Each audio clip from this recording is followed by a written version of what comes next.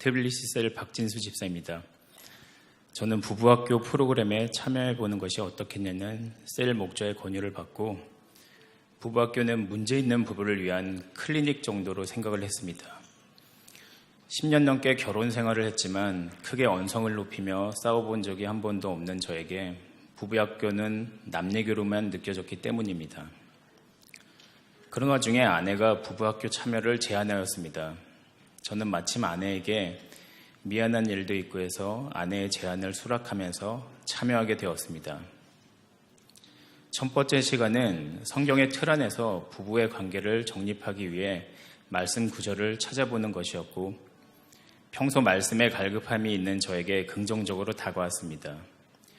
베드로전서 3장 7절 남편들아 이와 같이 지식을 따라 너의 아내와 동거하고 그를 더 연약한 그릇이요 또 생명의 은혜를 함께 이어받을 자로 알아 귀히 여기라. 이는 너희의 기도가 막히지 않게 하려 함이니라. 에베소서 5장 33절 그러나 너희도 각각 자기의 아내 사랑하기를 자신같이 하고 아내도 자기 남편을 존경하라. 두 구절의 말씀은 원만한 부부관계 안에서 믿음이 더 견고해짐을 일깨워주는 암송할 만한 말씀이라고 느껴졌습니다. 그러나 2주차 대화의 기술 그리고 3주차 갈등 해결하기에 들어가면서 상황은 급변했습니다.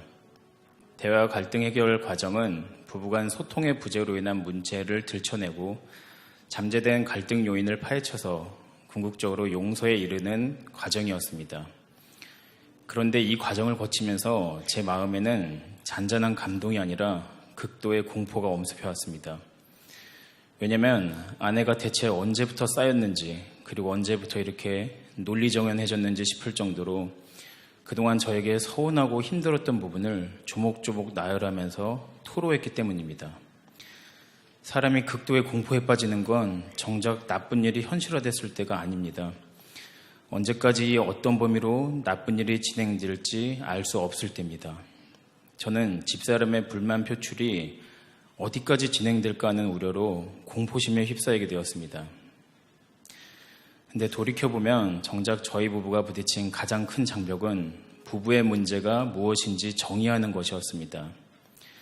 사회생활에서는 토론을 통해 똑부러지게 따지고 때로는 싸워서라도 입장을 관철하는 편이지만 가정에서는 문제를 언급하는 것 자체가 낯설 뿐만 아니라 괜한 다툼이 될까봐 덮어놓기 일쑤이다 보니 갈등 해소의 시작인 문제의 정의 자체를 미뤄왔던 것이고 그러다 보니 문제를 풀어나가는 대화의 기술이나 갈등을 해결하는 방식에 서툴렀던 것입니다.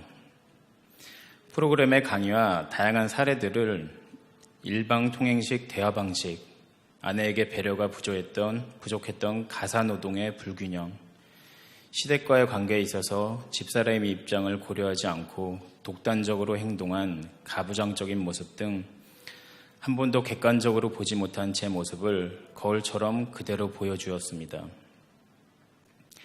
나름 세련되고 신세대에 가깝다고 생각했던 저의 생활 패턴에도 아내를 배려하지 않는 일방주의와 독선이 고착화되어 있었고 이러한 모습에 저는 거울을 처음 본 사람 마냥 어색해하고 당황했던 것입니다.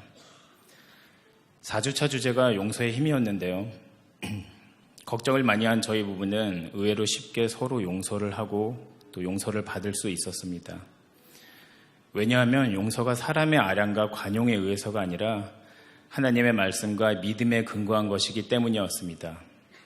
용서하는 것이 하나님의 뜻이기에 용서가 되는 것이고 너무나 부족한 사람임을 서로 공감하기에 부끄럼 없이 서로에게 용서를 구할 수 있었습니다. 덕분에 이후 저는 공포가 아닌 안도감과 평안 속에서 프로그램에 더욱 기쁨으로 몰입할 수 있었습니다.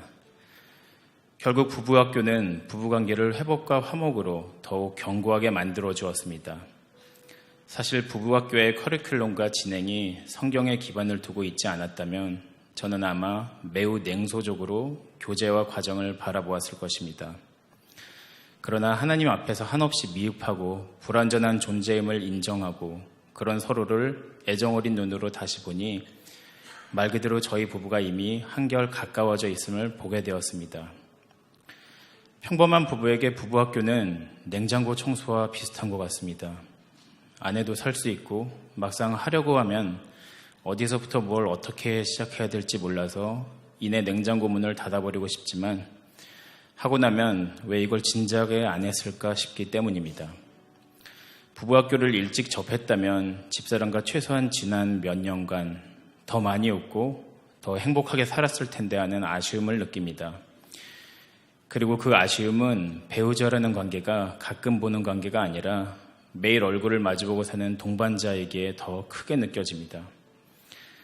요즘 저와 아내는 베란다 정원을 가꾸는 취미를 같이 하고 함께 즐길 수 있는 운동을 새로 정해서 레슨을 받으며 전에 없이 좋은 부부 생활을 하고 있습니다.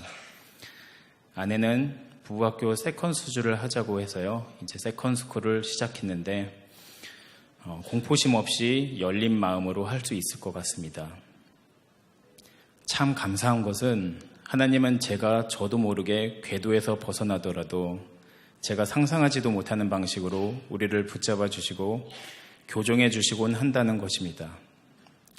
부부관계를 하나님께서 원하시는 방식으로 회복되도록 깨달음을 주신 하나님께 감사드리며 간증을 마칩니다. 감사합니다.